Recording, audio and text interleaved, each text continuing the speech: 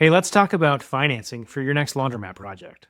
Whether you're purchasing a laundromat, building a new store, or buying laundry equipment, Eastern Funding offers financing solutions to help you on your laundromat journey. Eastern Funding has been financing laundromats since 1997, and they have helped thousands of laundromat owners with financing. They're specialists in the laundry space, and Eastern Funding's combination of personalized service, expertise, and customized financing solutions make them the premier lenders in the industry. Learn more at easternfunding.com/laundry.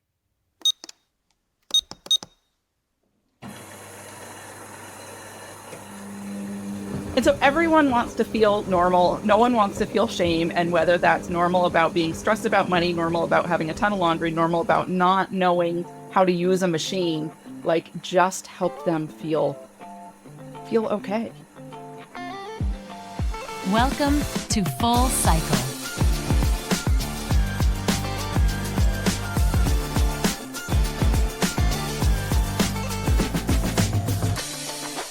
Hey everybody, welcome to this episode, the first episode of the Full Cycle podcast. This is the retooling of the PlanetLaundry podcast, which really is part of a bigger move to rebrand all of PlanetLaundry to Full Cycle.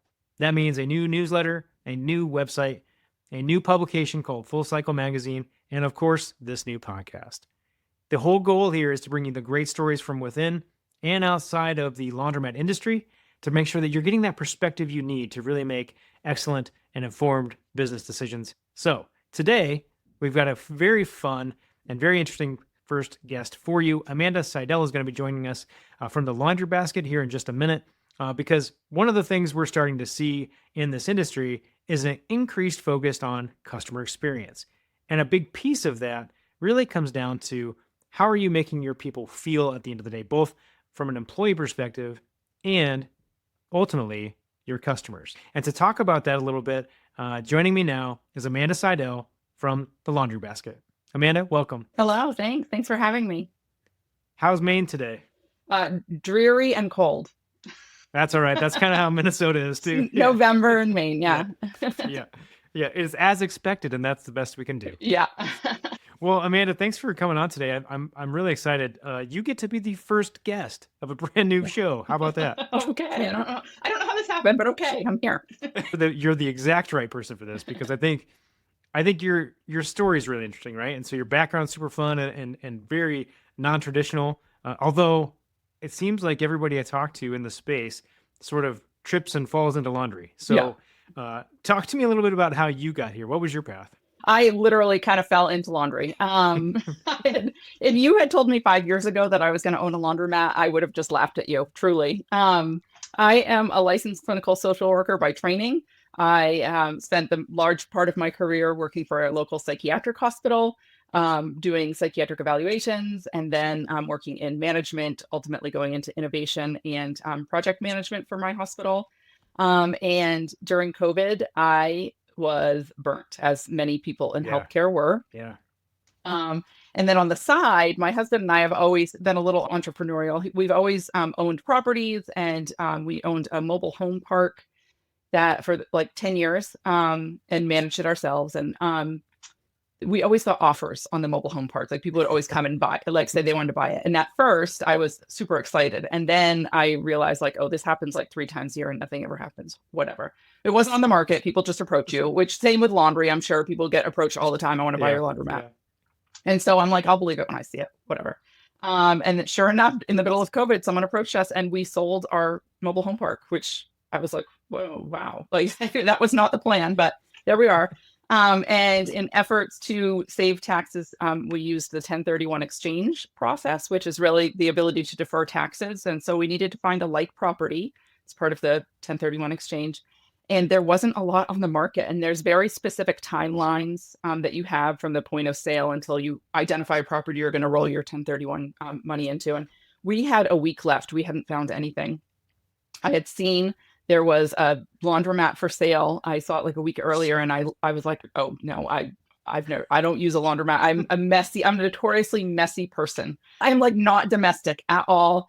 I had never used a laundromat before, and we were running out of time. And I was like, well, let's set up a showing. And then I did a Google search on laundromat ownership, and I was like, oh, oh, this is a little sexier than it sounds. And with days before our 1031 exchange kind of timeline was up, we put an offer in, and the rest is history. Yeah. So, okay. Just, a normal path to the industry, no big deal. Yeah.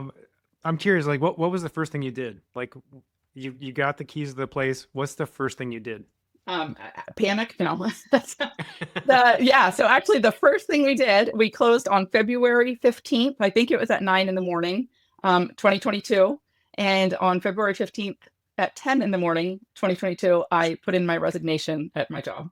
I had a dream. I had always fantasized about my dream line, which I wanted to hand my resignation to my CEO and say, I just don't need to work anymore. And I did it. That's what I said. I handed him the resignation and said, I just don't need to work anymore, which is not really true, but I just wanted to use my line. You had to use it. Yeah, you have to use the line. I did. Yeah. So I put in a lengthy, I put in a 3-month resignation. So for the first 3 months that we owned the laundromat, I was still working, but yeah, we had owned it for an hour, and I put in my resignation to my very successful career. I mean, that's a bold move. I mean, you had no reason to think this was going to work. No idea. Well, here we are. Well, Here we are. That's what, 3 years ago? Yeah. Yeah. Yeah. It's going to be fine. No looking back. Well, I think what's really interesting about your path is that you bring this kind of next level experience with people to it, right? And so you kind of have a different perspective probably than a lot of folks who run a laundromat business. Can you talk a little bit about how that shows up for you and kind of your day to day? Yeah. So I am, like I said, I'm not a clean person, but I'm so grateful that we purchased it from meticulous people who were very good at operationally keeping the business maintained. And I was able to just adopt that and not have to focus on that. Not my strong point at all. But people is my strong point. And so I really use myself as the example. I try and put myself in the position of people using the laundromat.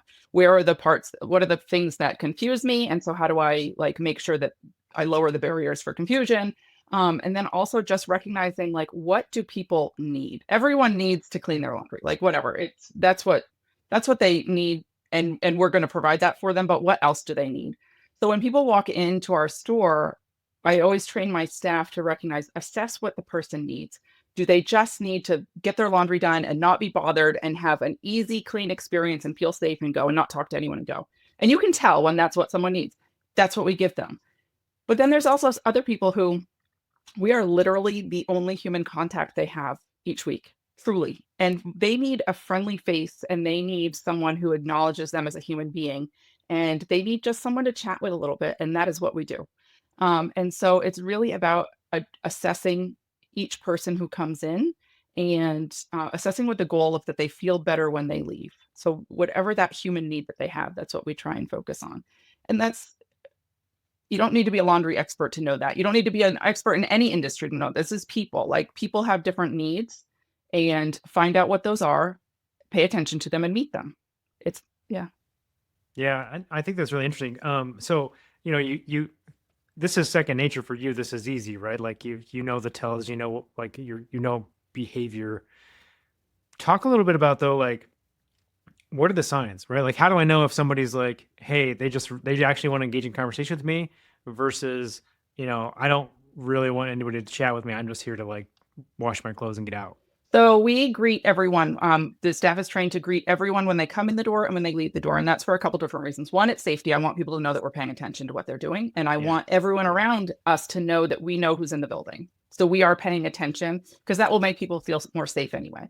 And then, so once you greet someone and say hello, some people will not even look at you. You kind of know that they just want to be left on their own. And some people will start engaging. And then if they say hello and start engaging, then we can try just a little small talk. And their response will tell you everything. If they just want to be left alone, it's very clear again. But some people, you just open the door and the floodgates open. And the goal isn't to spend our entire day providing therapy to someone, right? But it is to make someone feel valued and feel safe and feel like we're happy to have them here. Yeah, I mean, it's a time. Yeah, it's not necessarily for everyone. Right. It's not an enjoyable process, right? Like, Right. I'm gonna go do my clothes. I got to do this chore. You're Right. going to do a chore, Yeah. and if that can be a pleasant experience, you're more likely to come back. You're more likely to give good reviews, to tell your friends. All of these kinds of things are really additive, right? Yeah. Yeah.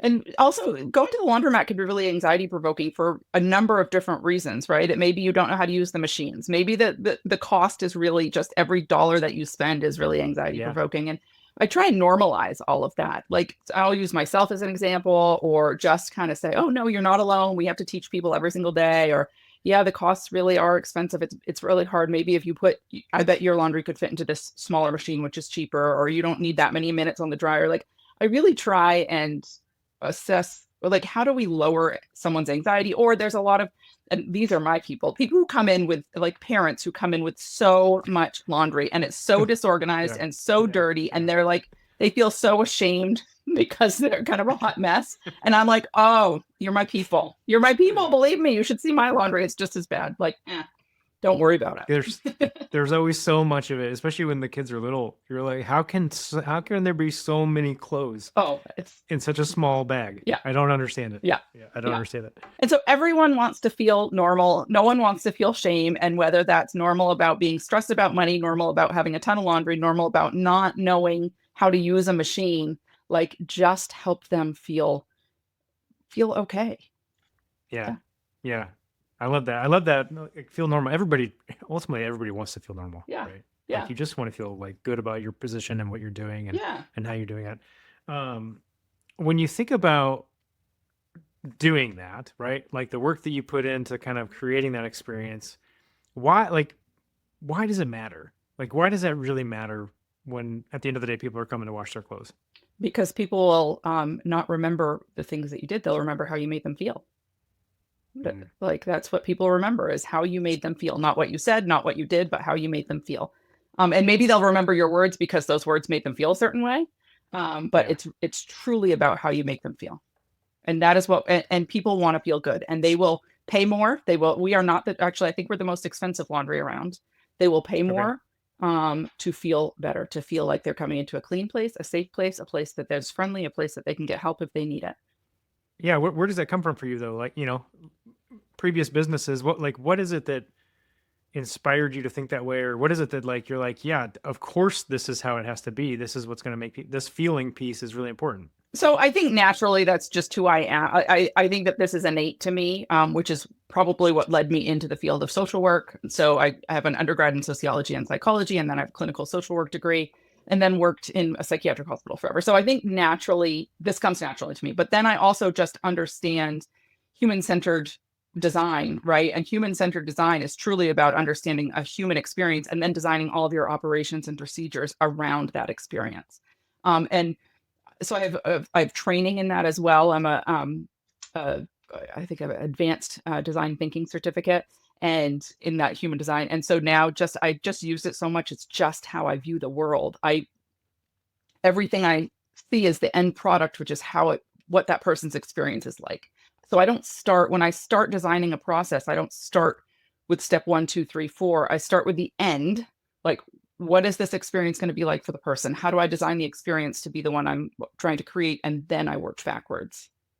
Yeah. 100%. I mean, you think about any store you go into, right? Like, if the best ones at it are those that do what you just said, Yep. right? It's like, it's all about the feeling at the end of it. And they do little details. Like when you walk out, somebody says, "Hey, have a nice day." Or, there's little things throughout that process that they're paying attention to, because they started with that peace of mind. I want that customer to leave my store and to feel great when they leave, and to go tell somebody about it. Yep. I mean, really, that's what you're hoping. Yep. They're going to tell somebody, and they're going to come back. And when you keep that front and center, even like, so you can do policies and procedures, and it will work 80% of the time. And then there's the 80-20 rule, right? 20% of the time, something is not going to fall into a process, and you're just going to have to think on your feet. And so my staff know our goal always is to make someone feel better when they leave than when they came in. That is the goal. And how do we make that happen? And so to understand that strategy, it allows them to problem solve in the moment with the end result in mind. And so that's been really helpful as well. how do you enforce that? Like talk about that training a little bit. How do you empower your people that way so that they feel comfortable in that? Because I agree, like that's an amazingly powerful tool when you can give your staff clear parameters to say, here's the goal. It's real simple. Make them feel Mhm. better than when they came in. How do you do that, like in practice? You modeled behavior, right? So the Mm. customers, my customers are my staff.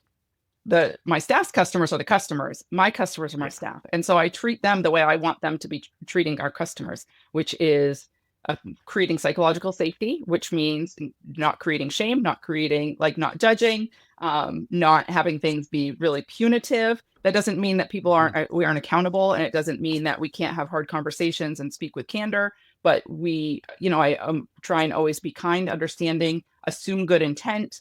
And so if I can create a psychologically safe space for my staff to feel empowered to make those decisions on the spot, to feel empowered to solve a problem for our client, and no matter what, like, I will support them. And if it was the wrong decision, then fine, we'll talk about it later and we'll learn from it. No big deal. But it's not, if you were trying your best and practicing with good intent and practicing with the goal to do right by our customer, then I'm always going to support you. Yeah, well, and I think that's too how, you can keep good people around longer, right? Right. Because they feel that. Like Right. that again, it's back to how they feel. They know that you've got their back, they're empowered, they feel like they can like grow and learn and do in this position, whether it's, whether they're going to be there for 20 years or not. Right. At least they feel that growth and it makes them feel good showing up to work every day and doing the job that they're supposed to be doing. So I think it's super powerful. Yeah, I tried to. We don't pay the most. We're a small business. I don't have health insurance or anything. It's not the most glamorous job, but I try and make it a really good place that people enjoy coming to work. It should never be stressful. It's not stressful unless there's a flood. Yeah. That's stressful just for a moment. But other than that, I want it to be a nice place to work, because that comes across to our customers. Yeah, for sure.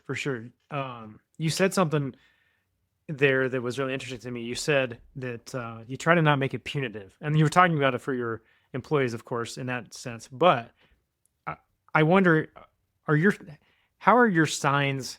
Like, what's your signage like on your property? Is it like very positive in tone? I think so. It's fun. It's fun. So we designed we have like a graffiti wall that we designed. Okay. And then my mother-in-law painted it, but it has like funny statements on it. Like, now I'm not going to remember any of it. I could send you pictures if you want, but like, yeah. You put 2 socks in, it's like math, 1 sock plus 1 sock in the dryer equals no socks or something, like. Yeah, right. We try not to take it so seriously because it's just laundry at the end of the day. And it's not a fun task for most people. If it's a fun task for you, then maybe you should come work with us. But it's not fun. So we might as well just make the experience as fun as we can. So when we first bought the place, it again was meticulous, but it was all gray and white. That was it. It was like very, very, very plain. And so we brought in greens and blues and put a graffiti wall in and tried to make it more fun, and always have like radio, like music on the radio. So just a little more lively. Well, I think you can go into some facilities and you can feel kind of the negative tone of it based just on how little details are handled. So Yeah. one of the things that I see a lot is a lot of either just paper signs that someone has hand drawn, right, and stuck on a piece of equipment, or signs everywhere, and all you see is no, don't, stop, never. So it's all of these negative words that you're creating from the moment someone reads that sign, a negative brand interaction and a negative experience for them. So I'm a big proponent of positivity. So I love that you guys are having fun with this. Yeah, we might as well, right? Might as well. What else are you gonna do? I know. Be miserable? I Yeah. know. Come on. Yeah, keep it fun. So you're a small business. Obviously, part of that means you've got a little bit of a responsibility to your community. Talk about how you all show up in your community. So we do a lot of sponsorships, and I will own that many of the sponsorships we do happens to coincide with the activities that my children do at this moment in time. On my to-do list is to create an actual like community strategy about how I decide what organizations to donate to and what organizations to be involved in, but it's on my to-do list. Right now, it's like if my kids are involved, you get sponsorship by the laundry basket. You get uniforms. Right. Yay. Yeah. And so but then something that we're doing our 3rd annual sock drive this November. We started 3 Novembers ago. I was like, okay, how do we make something fun but also relevant to the laundry industry? And so everyone who owns a laundromat knows there are lost socks all day, every day, right? The number of single lost socks that we pick up off the floor and in dryers and everywhere is a lot. And so I was like, okay, for November, we're going to, for every single lost sock that we find, we're going to donate a brand new pair of socks to the local homeless shelter. And that first great. year it really kind of took off, and we ended up getting a sponsorship from Bombas, and we ended up getting to donate over 900 brand new pairs of socks to the homeless shelter. And the news picked it up, and it just turned into this kind of fun thing. So that was the first year we did it. And now this is now the 3rd year we're doing it. And this year, just because of the current state of the world, we're not only donating a brand new pair of socks to the homeless shelter, but also a food item to the food pantry. That's incredible. It's funny. You were setting that whole thing up, and I'm thinking, all I could think about in the back of my brain was Bombas. That sounds like Bombas. And then you're like, oh yeah, Bombas picked it up and sponsored it. How did that connection happen? Apparently Bombas has like community representatives that they give socks to that then have to be dispersed in the community. And I had a friend who their neighbor was one of these community connections, and so we ended up getting this huge donation, and it was really awesome. Yeah. That's really cool. That's talk about it. That's a fun brand to be aligned with, but also a nice values aligned one for you, I think, based on what I'm hearing you say. Yeah. Let's talk a little bit about what you're watching, right? Like, you've been at this for a few years now. First of all, you're still here, so that's a good sign. Mm-hmm. And things seem to be working. What are you kind of watching? Like, what are you working on in your business? What's kind of keeping you energized these days? I see, isn't this horrible? The first thought I went to are like, what are the fears that I have? Isn't that bad? That's what I'm watching. I'm watching the things I'm afraid of. That's not good. I need to change my attitude to that. But so that's where I'm going to start anyway. Yeah. Step one. Step one. So the fears that I have, there's 2 things. Actually, it's funny you said you were from the car wash industry. Is I've watched many car washes go up in our community.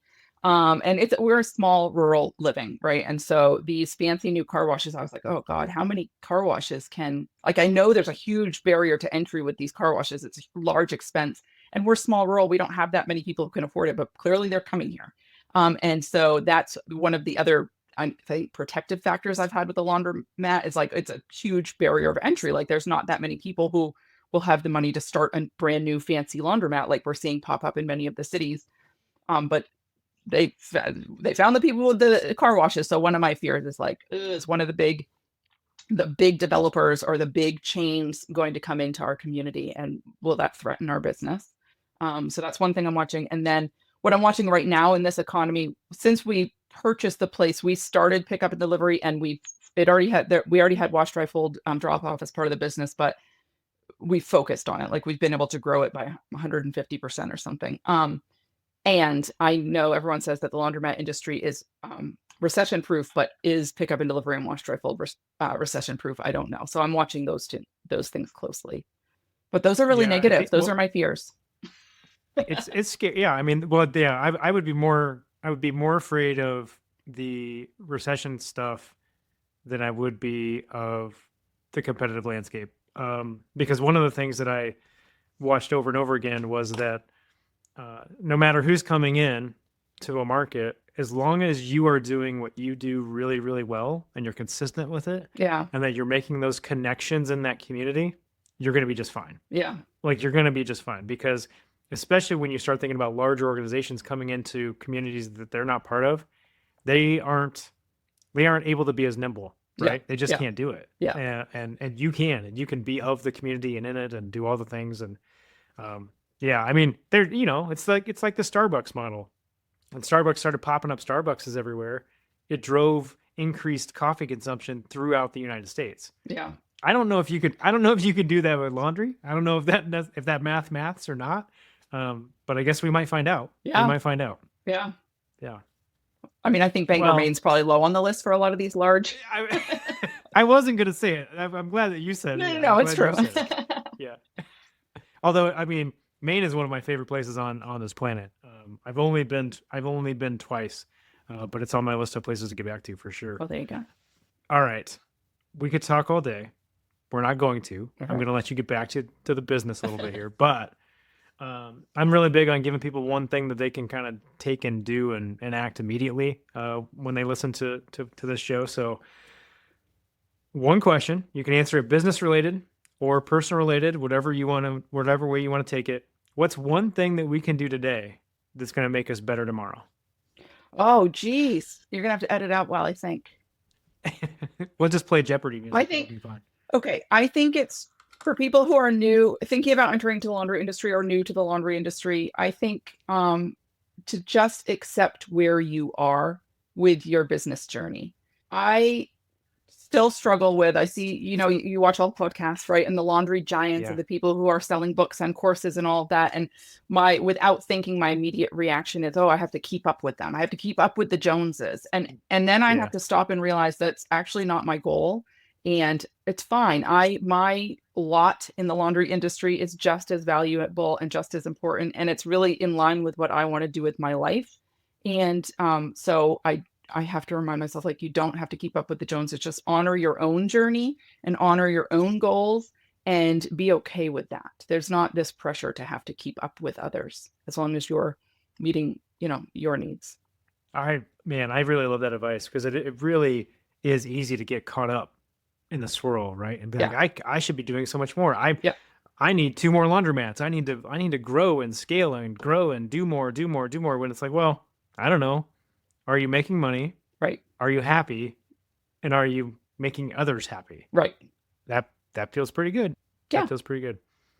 That's great advice. That's great advice, Amanda. Well, I am so thankful that you got to be the first guest on the Full Cycle podcast. How'd it go for you? Was it okay? It was good. Oh, I love to talk. I'll talk all day. Good. Yeah. Thanks for having me. Good. Well, we will have to find time to get you back on when you do grow and scale and add those extra laundromats outside of Bangor, of course. You already we'll got see. there. Maybe Your or location. Yeah. maybe I'll just be on a beach somewhere and traveling the world. Maybe. Yeah. There you go. Yeah. There you go. We can talk about your successful exit. Yes. There we go. There we go. And your succession plan and all those things. All of those things. Too fun. Well, Amanda, thanks so much for spending some time with us. We're so glad to have you in the industry, and we're going to have you on sometime in the near future. Great. Thanks so much. Hey, thanks for listening to this episode of the Full Cycle Podcast. Whether you were listening or watching, make sure you subscribe so you never miss an episode. If you've got a story that needs to be told, or there's a topic you really want covered, make sure you reach out and let us know, and we'll tackle that together. Until next time, I just want to say thank you for giving us a turn.